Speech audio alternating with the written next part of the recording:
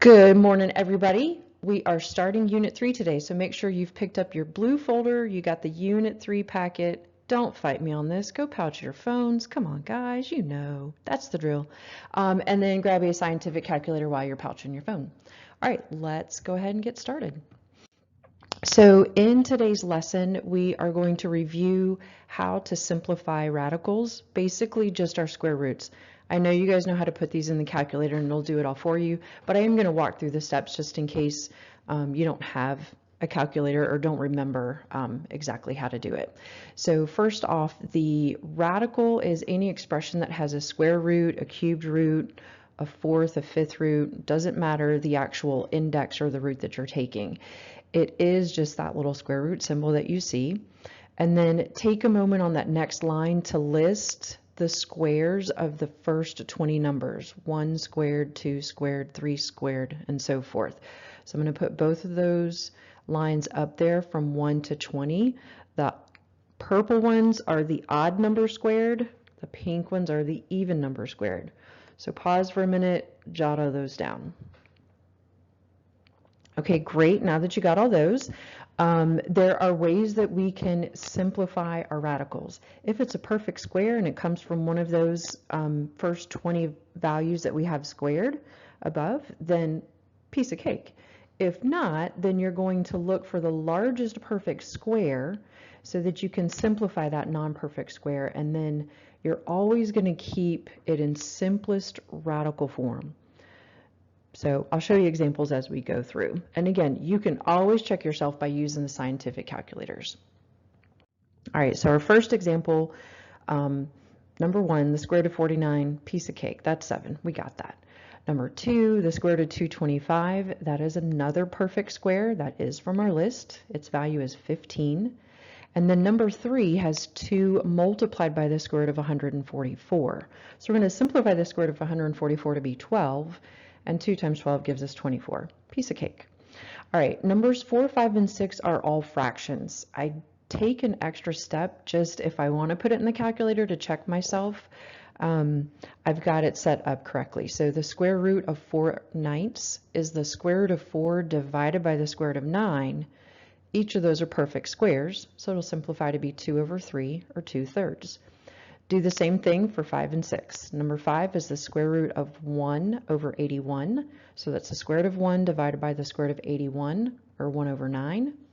And number 6, the square root of 36 divided by 121. Square root of 36 is 6.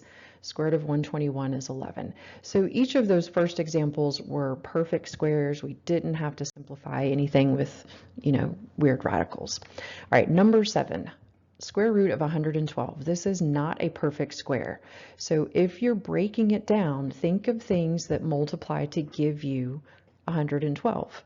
And I'm going to look for a perfect square. So I see that 112 is divisible by 4. So it's 4 multiplied by 28, which you can simplify farther. 28 is 4 times 7. So I've got 4 times 4 times 7 all under the square root. Or the square root of 16 times 7. I know the square root of 16, it's 4. The square root of 7, I can't simplify. So that's how I have it in simplest radical form, with 4 being the square root of 16, and the square root of 7 I couldn't simplify. All right, we'll do that same process for the remaining examples of this set. Number 8 is the square root of 245. 245 is divisible by 5. And when I checked in my calculator, I got 5 times 49. I know the square root of 49 is 7, so that one will simplify to be 7 multiplied by the square root of 5. And again, that's because we can't simplify the square root of 5. It's not a perfect square. Number 9 is 5 multiplied by the square root of 72. So I'm going to rewrite 72 as 36 times 2 because I know the square root of 36. When we simplify, we'll get 5 multiplied by 6 square root 2. That's what the square root of 72 is. And then we're going to multiply those two constant values, the 5 and the 6 that are outside the radical, to give us 30 square root 2. All right, number 10, very similar to number 9. 9 multiplied by the square root of 45. 45 is the same thing as 9 multiplied by 5, and I know the square root of 9 to be 3, so that's 9 multiplied by 3 square root 5. Or again, when we multiply those two constants, 9 times 3 is 27, so we get 27 square root 5. Number 11 is the square root of 250. I see 25, so I'm going to rewrite that as the square root of 25 times 10. And it doesn't matter the order you write those numbers under the radical. I can simplify the square root of 25 to give me 5. I can't simplify the square root of 10, so that stays underneath the square root symbol. So the square root of 250 is 5 square root 10. And last one of the set, number 12, 3 multiplied by the square root of 578. Just like you guys, like off the top of my head, no idea what the square root of 578 is going to simplify to. But it's even, so I'm going to divide it by 2 in the calculator and see what that gives me. 2 multiplied by 289 will give us 578, and 289 is a perfect square. That's 17 times 17. So I can simplify that radical to be 3 multiplied by 17 square root 2, and then just like all the others, multiply those constants in the front to give me 51 square root 2. Awesome. We are 6.5 minutes in and halfway done with our lesson. Fabulous. I have all of the answers for numbers 13 through 24, I think it is. We're not going to go through every single one of them. I'll probably do evens or odds, but I will click through so you can see all of the steps and all the solutions for every single answer as we go through. So if we're solving quadratic equations, you did that in the last unit, and we did everything by factoring. In this case, if you recognize that you can take a square root, sometimes that's easier. You could factor with a difference of 2 squares if you want to do it that way. You can also just get the x squared term, isolate it all by itself, and then take the square root of both sides. So our steps are to get x squared by itself, take the square root, and then simplify the radical. And then just make sure, because we're answering an equation, you always do plus and minus. All right. Let's do the evens for these. So I'm going to click through so you can see number 13. There we go. And then number 14, 7x squared plus 8 equals 15. My whole goal is to get that 7x squared completely isolated. So subtract 8 to give you 7x squared equals 7. Okay, I still have to isolate the x squared, so divide by 7 to give me x squared equaling 1. I know you guys know the square root of 1, but I'm going to show you the steps. Next, we take the square root of both sides and then simplify. The square root of x squared is x. The square root of 1 is both positive and negative square root 1, or just positive and negative 1.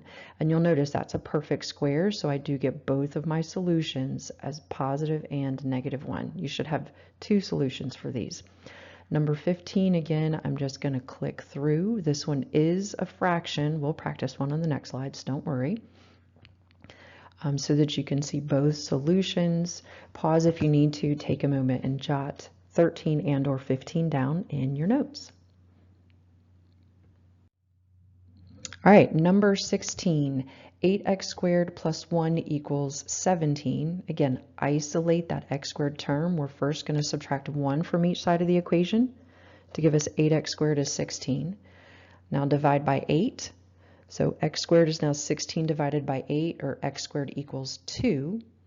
And then we're going to take the square root of both sides of the equation and simplify. The square root of x squared is x. The square root of 2 doesn't simplify, so we just leave it as positive and negative square root 2. All right, 17, follow along. Pause and jot that down so you can check your solutions. Number 18, 9x squared plus 3 equals 111. Isolate the x squared term. First, subtract 3 from each side of the equation. So we'll have 9x squared equals 108. Divide both sides of the equation by 9. So x squared is 108 divided by 9, or x squared equals 12. Okay, x squared is isolated, so we can take the square root of both sides. Make sure you show plus and minus. and that will simplify to give us x equals both positive and negative square root of 12, which reduces to be positive and negative 2 square root 3. All right, number 19. I do like this one because it does have a negative, and you've got to divide through by the negative. So it's similar to the other examples, but I just like it because it has that negative in there. So take a moment and jot down number 19. And you can also do the same for 20. I do want to show you number 21 and talk through that one. So 19 and 20, there are your two solutions for number 20. All right, and number 21, negative 1/2 x squared plus 1 equals negative 39. Okay, so we're going to isolate the x squared term by subtracting 1 on each side of the equation. So negative 39 minus 1 would give me a negative 40. So it's negative 1/2 x squared equals negative 40. To undo the negative 1/2, I don't want to divide by negative 1/2, I want to multiply by negative 2, or negative 2 over 1, on both sides of the equation. That will eliminate the 1/2, negative 1/2 in the front. Negative 2 multiplied by negative 1/2 undoes itself, just giving me x squared. When I do negative 2 multiplied by negative 40, I get the negative 80. Okay, so we get x squared equals 80. I have a positive x squared term. Now I'm going to take the square root of both sides of the equation, and then I'm going to simplify. The square root of x squared is x. The square root of 80 is both positive and negative 4 square root 5. And again, you can type that in your calculator and get that particular solution. All right, we have just a few more. You've made it. We're almost at the end. Number 22. 23 and 24, actually, these are all a little bit different because you don't just have an x term that's squared, you have a binomial, x plus 2 squared, x minus 1, that quantity squared, and x plus 7, that quantity squared. So in number 22, in order to isolate the x, we've already got that x plus 2 quantity squared. That's already isolated, so I can just go ahead and take the square root of both sides. That will undo the square, leaving me with just x plus 2, and the square root of 49 is positive and negative 7. So the square root and the square in that first step, those two undo each other. So we can totally get rid of those guys. That's how I'm just left with x plus 2. And again, the square root of 49 is positive and negative 7. All right, so in this case, I've actually got two different equations. X plus 2 equals 7, and x plus 2 equals negative 7. You do need to write them separately to make sure that you don't make a silly mistake and get the wrong answers. So if x plus 2 is 7, I'm going to subtract 2 on each side to give me x equaling 5. And if x plus 2 is negative 7, again, I'll subtract 2, but this time the solution is negative 9. Okay, so just an extra little step to be careful with on these examples. Number 23, 3 multiplied by the quantity of x minus 1 squared equals 18. We first got to isolate the squared term, so that quantity x minus 1 squared, by dividing both sides of the equation by 3. That will reduce the 3 that's on the outside of the parentheses on the left, leaving us with x minus 1 quantity squared equal to 6. 18 divided by 6, or 18 divided by 3 is 6. Now we can take the square root of both sides of the equation, and again, that will undo the square root. So if I square root a square, I'm just left with whatever's underneath, the x minus 1. That equals both positive and negative square root of 6. And then in this case, when I add 1 to the other side, you do get two solutions, but we typically just write it as 1 plus and minus square root 6. You are more than welcome to write 1 plus the square root of 6 and separately 1 minus the square root of 6, but you can just put it in the simplest form as well. All right, in our last example, negative 2 multiplied by the quantity of x plus 2 squared equals negative 40. Just like 23, we are going to divide through by that coefficient of negative 2 to reduce it, giving us x plus 7 quantity squared equal to 20. Now we can take the square root of both sides so that we can isolate that x plus 7 quantity term. Got that? And then take the square root of 20. When we simplify, we'll get x plus 7 equals positive and negative 2 root 5. And this example is very similar to number 23, where we just have to subtract the 7 on each side of the equation. And we'll just have x equals negative 7 plus and minus 2 square root 5. Again, write that separately as two different solutions if you so choose. Totally up to you. Great job, guys. We did it like we always do, 15 to 20 minutes in our lesson. Yay, us. You guys do have some that you can practice back in the notes. You're welcome to do those. And you can also flip through to homework 1 in your packet.